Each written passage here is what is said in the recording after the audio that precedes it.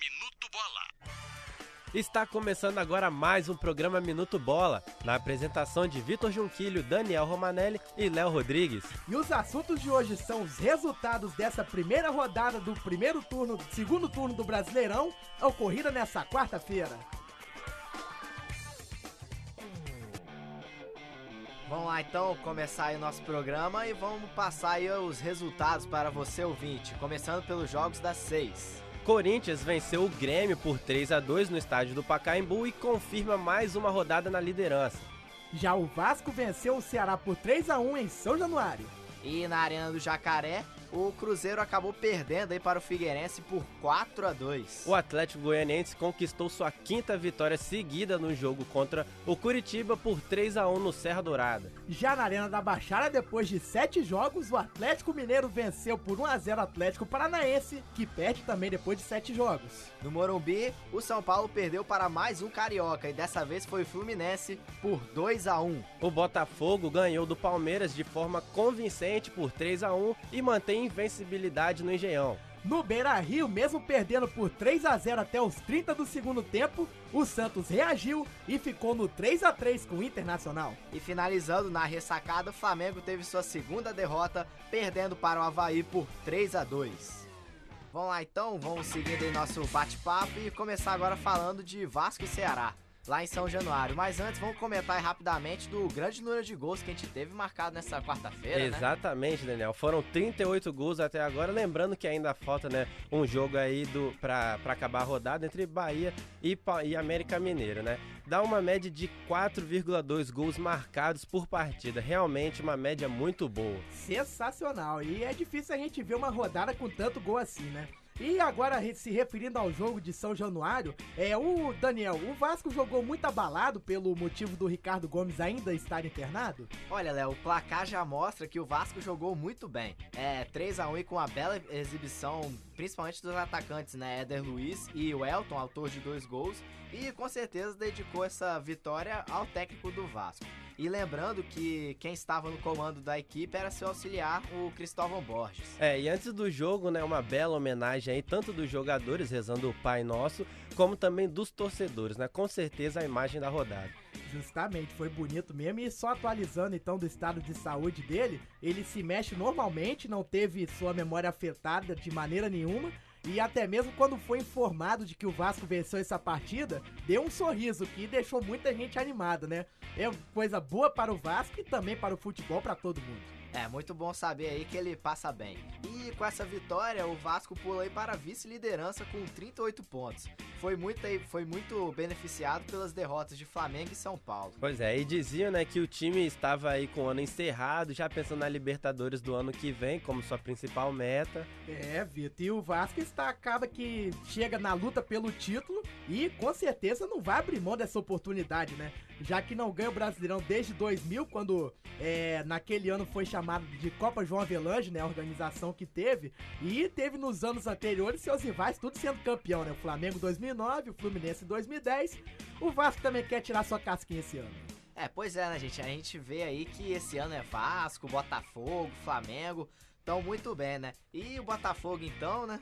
Pois é, Daniel. Nem mesmo chuva e frio que fez, né, no estado do Rio de Janeiro desanimaram os jogadores do Botafogo, né? Emplacaram a terceira vitória consecutiva, 3-1 sobre o Palmeiras no estádio do Engenhão, né? Partida tranquila que só confirmou o bom momento que vive a equipe carioca. Mesmo desfalcado, porque além das ausências que já estavam definidas, Kleber foi poupado com dores na coxa, o Palmeiras nem mesmo apresentou um futebol parecido com o que mostrou lá na vitória contra o seu maior rival, Corinthians.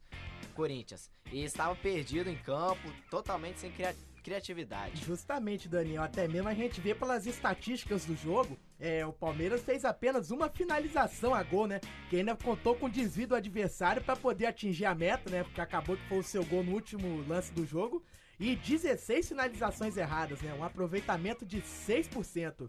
Pior partida desse quesito pro Palmeiras. E diferente do Botafogo, bem objetivo, veloz, organizado e eficiente nas finalizações. Pois é, né? Um jogo que a princípio deveria ter sido mais disputado pela importância que cercava, né, a conquista dos 3 pontos. Eles sabiam que não seriam líder, né? Mas vencendo a partida iriam se aproximar ainda mais do líder Corinthians, né?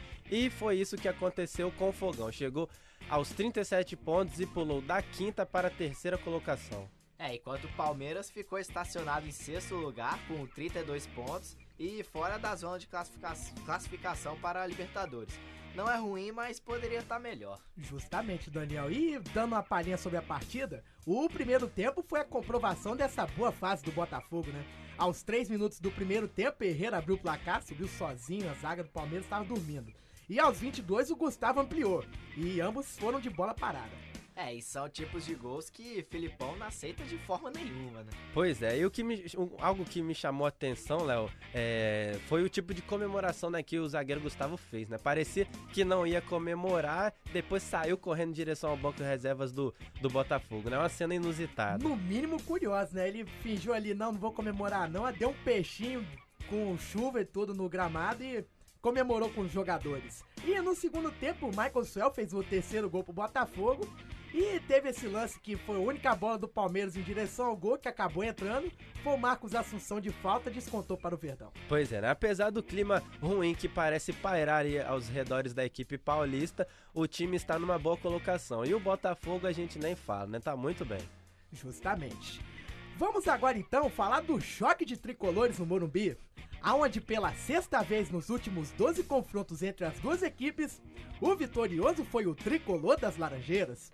O Fluminense derrotou o São Paulo por 2-1 e renovou suas esperanças no Brasileirão, subindo 3 posições na tabela com a vitória, aonde agora é o 8º colocado. Pois é, Léo, e além disso, né, a vitória garantiu o emprego do técnico Abel Braga, né? Não era uma pressão muito grande, mas existia o risco dele ser demitido caso o Fluminense sofresse uma nova derrota, né? O grande destaque foi o argentino Lanzini, que marcou seu primeiro gol com a camisa tricolor. Vitor, e foi o primeiro gol da partida, inclusive, lá marcado no primeiro tempo. No segundo tempo, Rafael Sobis, que havia acabado de entrar, fez o segundo para o Fluminense. E depois de pênalti, Rogério Ceni diminuiu para os donos da casa. No final, o São Paulo ficou com um jogador a menos com a expulsão do Jean e pouco ameaçou a vitória do Fluminense. Pois é, e o São Paulo agora, Daniel, teve sua posição na tabela de classificação comprometida, né? O time que começou a rodada com chances de assumir a liderança, em que mesmo vencendo não daria, né, devido à vitória aí do Corinthians, agora é 5º colocado e a 5 pontos do seu grande rival, que é o líder, né? Mas garantindo uma vaga na Libertadores pelo fato do Vasco estar no G4 e já ter garantida, né, a vaga, e o que dá origem a um G5. O que resta aí de consolo ao tricolor paulista, que mais uma vez frustrou seu torcedor jogando em casa. E o São Paulo, que curiosamente tem maior aproveitamento jogando fora de casa. Jogando em seus domínios, possui 4 vitórias, 3 empates e 3 derrotas. E jogando fora de casa tem 6 vitórias, 2 empates e 2 derrotas. Números curiosos, né? Pois é, né? Impressionante. Geralmente as equipes se dão melhor jogando em casa, e nesse brasileiro o São Paulo tem feito ao contrário, né? E agora falando do Flu, Léo, qual a importância do técnico Abel Braga nessa vitória do tricolor das Laranjeiras? Olha, Vitor, pra mim foi o grande responsável pelos 3 pontos. A tática adotada pelo treinador e todas as suas alterações foram as grandes responsáveis pela vitória do Fluminense. Ele iniciou o jogo no 4-4-2 e com 3 volantes. A princípio isso não ia dar certo, mas acabou que deu, porque o Fluminense começou melhor, conseguiu marcar no campo do São Paulo e conseguiu sair na frente, aproveitando esse melhor momento.